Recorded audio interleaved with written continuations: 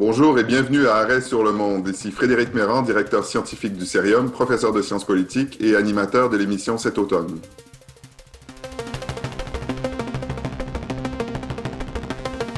L'islam est une religion qui vit une crise aujourd'hui, partout dans le monde. Nous ne le voyons pas que dans notre pays. Moi, je crois qu'il ne faut pas se coucher. Je crois que l'esprit de la France, c'est ça, quoi. Il ne faut pas se coucher. C'est vrai que c'est une tragédie, ce qui est arrivé à Charlie, mais il ne faut pas céder, quoi. Non, il ne faut pas céder. Et oui, l'islam politique est un ennemi mortel pour la République. Oui, il faut combattre toute forme de communautarisme. Samuel Paty fut la victime de la conspiration funeste, de la bêtise, du mensonge, de l'amalgame, de la haine de l'autre, de la haine de ce que profondément, existentiellement, nous sommes. Nous, fidèles de cette mosquée, pourquoi on paye pour l'erreur d'une personne?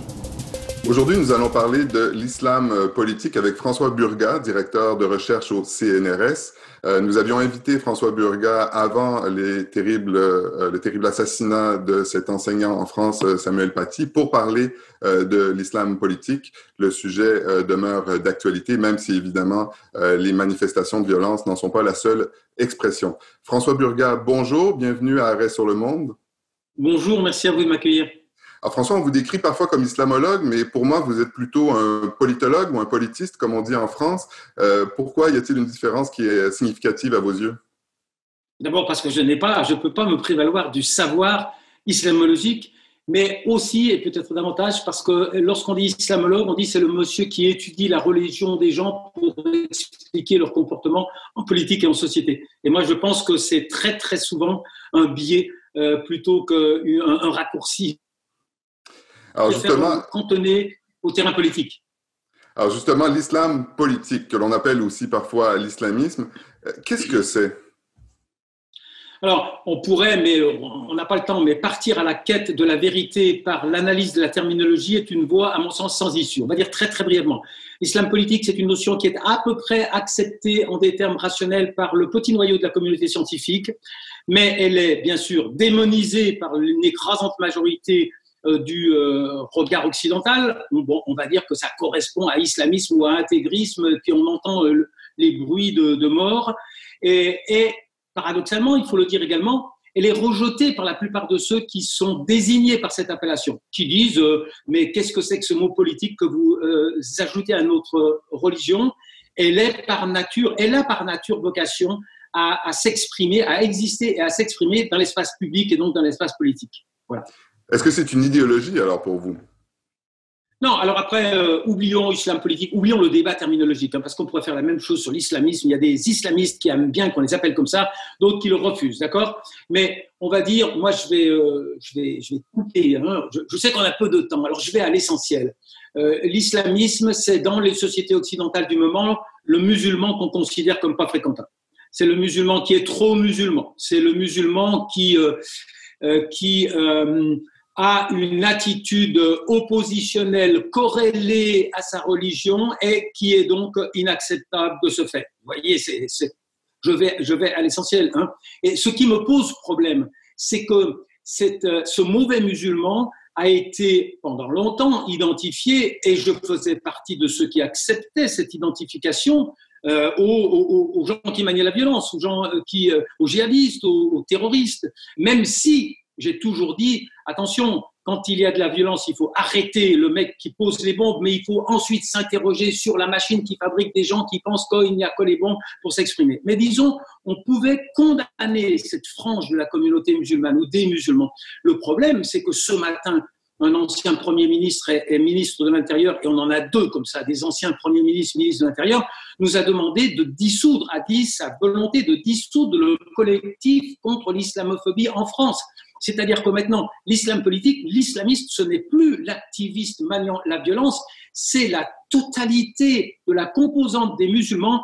Je dirais, je ne sais pas ce que c'est cette formule, mais maintenant, on confond Muslim pride et puis terrorisme. Hein. C'est-à-dire que la lutte contre le terrorisme nous amène à interdire, bon, j'emploie une autre formule qui a fait un peu le buzz, j'ai dit en France, le musulman qui n'est pas islamiste, c'est le musulman qui n'est plus musulman. Non, tous les autres, celui qui à 5 heures de l'après-midi refuse de venir boire une bière si on est dans le nord ou un pastis si on est dans le sud, et qui a l'idée saugrenu d'aller faire la prière, il est maintenant considéré c'est pas une boutade, hein, et celui qui fait 5 fois les prières, c'est un indice faible de radicalisation. Voilà. Bon, on en est là, et c'est contre cela, me semble-t-il, c'est de cela qu'il faut parler, et éventuellement, si on sort du cercle du registre de l'analyse pour entrer dans celui de l'action politique citoyenne, c'est ce contre quoi il faut se mobiliser. Alors, je précise, puisque vous avez mentionné les propos du Premier ministre français ce matin, que l'émission est enregistrée le 20 octobre. Oui, bien sûr, pardon. Il n'y a aucun problème. Mais avant de parler de la situation en France, j'aimerais m'assurer que nos éditeurs, nos auditrices comprennent bien. Donc, vous décrivez l'islam politique finalement comme un objet, comme l'objet d'un discours, mais pas nécessairement comme un programme politique. S'il y a un programme politique, comment le définiriez-vous, un programme politique en lien avec, par exemple, la religion musulmane? Existe-t-il pour vous? Alors, attention, il faut déjà... j'aime bien abolir les frontières, mais il y en a qu'il faut savoir respecter. L'islam politique dans une société de tradition chrétienne, c'est pas l'islam. Il ne peut pas avoir les mêmes ambitions que l'islam politique dans des sociétés de tradition musulmane. Hein. Donc, quand on franchit la Méditerranée, les ambitions de la référence religieuse à jouer son rôle sur la scène publique ne peuvent pas être les mêmes. D'accord ? Bon, après, je vais vous sortir ma plus ancienne formule. Elle n'est pas nouvelle, mais je n'en ai, à tort ou à raison, je n'en ai jamais changé. Pour moi, l'islamisme, c'est la résurgence du lexique de la religion musulmane dans le champ politique. Et je dis très vite, tout de suite après, avec un lexique, on peut faire, et mes amis musulmans, des fois, n'aiment pas ce genre de propos. On peut faire ci et ça. On peut faire tout l'inverse et son contraire avec un même lexique. Il existe un seul lexique de la religion musulmane, religion qui a la vertu d'être l'expression de la culture endogène, du homemade, de la culture locale avant qu'elle ait été obérée par la trop bonne santé de la culture occidentale, par le vecteur colonial puis par le vecteur impérial. Mais il n'existe pas un agir musulman. Avec un même lexique musulman, il y a des dizaines d'agirs musulmans. Si on ne comprend pas ça, si on essentialise, si on croit qu'on peut expliquer le comportement politique d'un individu parce qu'il est de religion musulmane, on est à la dérive scientifique. Je dis bien scientifique, puisqu'encore une fois, je ne sais pas qu'il y ait de malentendu. Mon objectif n'est pas d'être gentil avec les musulmans. Mon objectif est d'être efficace dans l'analyse d'un problème qui torture notre société actuellement et qui est en train, c'est très grave ce qui est en train de se passer. Si nous interdisons le collectif contre l'islamophobie en France, nous sortons de l'état de droit. La France sortira de l'état de droit et on est sur le point de le faire. Donc, voilà, on a terriblement besoin d'analyser le phénomène et toutes les portes de l'exégèse au sens occidental du terme semblent, les unes après les autres, se fermer dans mon cher pays. Un petit peu moins chez vous, je pense que le mal est moins grave. Mais nous sommes à l'avant-garde de cette dérive, me semble-t-il, en France, pour des raisons qu'on aura peut-être le temps d'évoquer. Alors justement, François Burga, nous allons parler de votre cher pays, la France. Vous avez mentionné le rapport colonial. Est-ce que c'est la seule explication qui nous permet de comprendre l'islam politique en France et son traitement aujourd'hui? C'est à mes yeux la principale, mais ce n'est pas la seule. La première, historiquement, c'est le mode d'entrée des Français dans la modernité politique, c'est-à-dire l'itinéraire de notre révolution qui voulait que l'Église, instrument aux mains de l'absolutisme royal, soit abattue ou soit privée d'accès à l'espace public pour que l'on puisse entrer dans ce qui allait nous conduire très lentement à la démocratie. D'accord ? Alors ça, c'est une belle explication. Il faut la connaître, mais à mon sens, elle n'est plus déterminante. Celle qui est déterminante, vous l'avez mentionné, c'est le fait colonial, c'est la proximité historique et géographique avec cet épisode extrêmement marquant de notre histoire contemporaine et le fait que cet épisode colonial a été en quelque sorte prorogé, prolongé, mais surtout inversé. Avant, nous, on construisait des cathédrales sur les collines d'Alger et maintenant, ces musulmans osent s'installer dans nos caves pour prier. Donc, cette détérioralisation de notre relation à l'islam qui s'est exacerbée au-delà de toute limite. Et je préfère donc parler d'un bon vieux racisme colonial plutôt que d'un paramètre historique complexe lié aux modalités de notre accès à la révolution politique en 1789.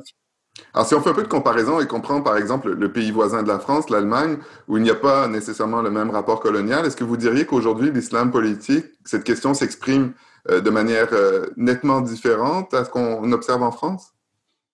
Oui, et ça me permet d'ajouter un élément que je n'ai pas mentionné. Je vais le faire avec une image, comme ça on se comprendra très vite. Ben Laden, je ne sais pas, il y a 20 ans, quand il était encore de ce monde, il avait dit un jour: mais vous êtes-vous jamais demandé pourquoi ce n'est pas la Suède que nous attaquons, hein, d'accord? Donc il y a dans les variables qui spécifient l'attitude de la France et qu'on ne trouve pas en Allemagne, cet interventionnisme systématique en terre musulmane depuis toujours, hein, en des termes, que ce soit au Mali où nous sommes partis combattre, je vais citer le président de la République, des gens de rien, des gens qui ne sont rien, pardon, hein, ou bien sûr les termes de notre intervention en Syrie, on n'aura pas le temps de le dire, mais enfin tout d'un coup on s'est mis tous contre Daesh et plus personne contre Bachar, ou bien sûr notre collaboration intime avec les Émiratis et les Saoudiens sur les terres du Yémen, ou bien notre collaboration avec Haftar, dictateur potentiel porté par le régime Sisi, qui est notre meilleur ami, que nous ne critiquons jamais parce que la France ne doit pas donner des leçons de droits de l'homme, elle en donne qu'à Erdogan, n'est-ce pas? Bon, voilà, il y a cette variable, et effectivement, si vous prenez l'exemple de l'Allemagne, l'Allemagne est moins directement en prise avec ce problème parce que, notamment, son histoire, son acceptation de la religion dans l'espace public, mais aussi sa politique étrangère, la différencie de ce qui se passe en France. Et puis, bon, bien sûr, je ne veux pas parler de vous, mais disons les Britanniques, le jour où ils se sont trouvés en face de la question « Est-ce qu'une dame avec un voile peut devenir une policière ?» Eh bien, ils ont dit « Oui ».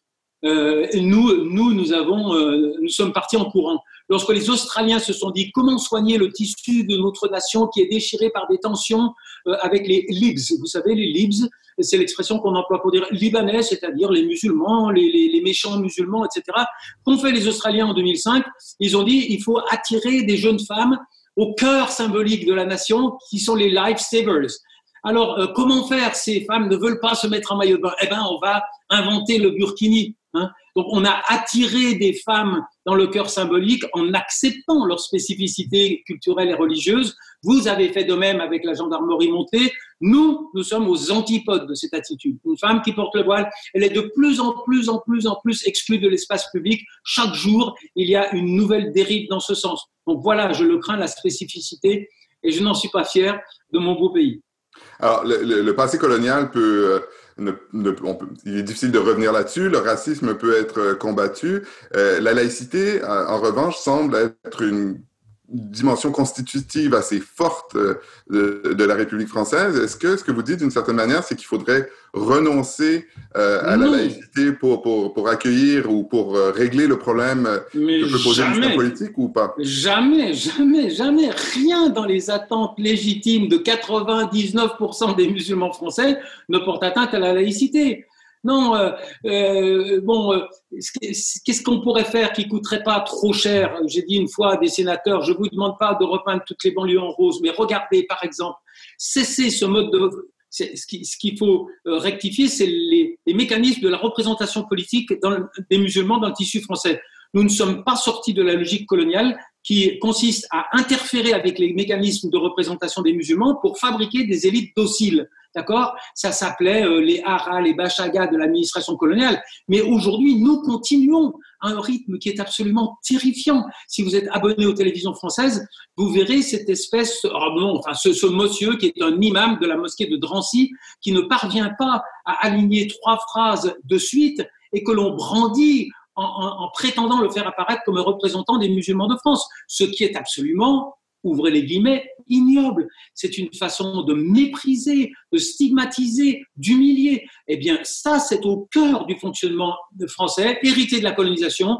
Nous fabriquons de fausses élites musulmanes. Juste un exemple. Malek ibn Nabi, on l'appelle maintenant un penseur islamiste, hein, mais en 1958, il était publié par Le Seuil en France, il était considéré comme tout à fait fréquentable, et pour stigmatiser les tripotages de la représentation politique des Algériens de confession musulmane en Algérie, il avait dit « Oh, la méthode française, on la connaît, c'est ôte ta conscience de là, que j'y mette la mienne ». Eh bien, ce mécanisme, ôte ta conscience de là que j'y mette la mienne, il fonctionne jour après jour sur les médias mainstream de la République française. Ça, c'est un cancer. Ça, c'est un cancer. Ça, on pourrait le changer. Mais la laïcité, jamais, au grand jamais. Rien ne doit être modifié. Rien, absolument rien n'est incompatible avec l'existence de musulmans qui auraient le droit de s'exprimer sur un registre oppositionnel. Oppositionnel et légaliste, bien sûr. Alors justement, un autre terme qui suscite la polémique et que nous avons découvert de notre côté de l'Atlantique dans les dernières semaines dans la bouche des politiciens français, c'est celui de séparatisme. Alors vous savez probablement qu'au Québec, le mot séparatisme est porteur d'une toute autre connotation.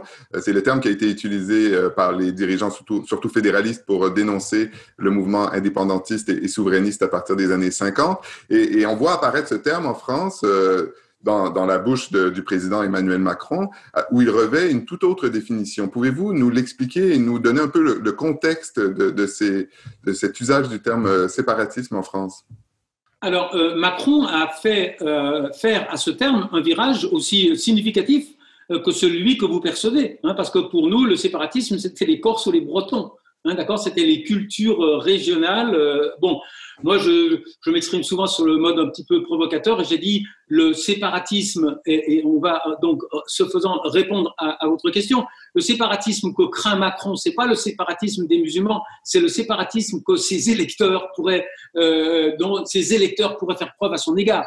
Nous sommes dans un contexte électoral. Nous sommes dans un contexte où le président Macron, qui a été élu par la gauche ou par le centre-gauche, pardon, a réalisé qu'il ne pouvait pas être réélu sans l'accord de la droite, voire de l'extrême droite, d'accord?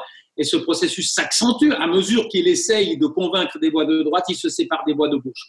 Donc, je ne connais pas l'intime du président Macron. Il n'est pas du tout imaginable qu'il manie cette rhétorique avec beaucoup de distance, avec un grand cynisme. Mais disons, Macron essaye de dépasser sur son terrain, de démonétiser, de priver Marine Le Pen de son monopole dans ce domaine. Alors, pour la petite histoire, vous savez sans doute, faut-il en tout cas le préciser, que ce terme a été abandonné. Il a été jugé trop encombrant et donc on revient maintenant aux mesures qui vont remplacer la laïcité. Malheureusement, je ne sais pas si on aura le temps de le dire, mais disons l'analyse de Macron du problème a identifié une raison centrale mais crédible et puis il en a fabriqué une autre totalement, à mon sens, totalement idéologique. Arrêtez-moi, si nous n'avons plus de temps, je dirais la vraie raison que Macron a identifiée, c'est qu'il a prononcé, il ne faut pas l'oublier, il a prononcé des phrases courageuses qui lui sont fortement reprochées par la droite et l'extrême droite, d'accord? Quand ce n'est pas par la gauche d'ailleurs. Et il a dit ce séparatisme à bien des égards, c'est nous qui l'avons créé. Premièrement, nous avons concentré dans les mêmes quartiers les mêmes difficultés sociales, etc., etc. Troisièmement, la République n'a pas tenu ses promesses pour tout un certain nombre de gens. Là, magnifique. S'il s'en était tenu à cela, il aurait accouché de réponses. Macron, c'est quand même le monsieur, je ne sais pas si vous êtes familier avec le terme rapport Borloo, monsieur Borloo, un ancien homme politique, avait accouché d'un rapport de plusieurs milliards d'euros pour réhabiliter le tissu économique des banlieues. Et Macron l'a rejeté avec mépris en disant c'est pas un mâle blanc de plus de 50 ans qui peut traiter les problèmes des musulmans, c'était stupide. S'il était resté à ce compartiment de son analyse qui arrive à la fin de son discours, qui est dit de façon fugitive, nous étions sur la bonne voie. Mais non, il a mobilisé une autre dimension qui est la crise de l'islam. L'islam est en crise. Qu'est-ce que ça veut dire l'islam est en crise? Ça veut dire, et ça c'est au cœur du dysfonctionnement analytique de nos élites politiques, c'est le problème, c'est pas moi.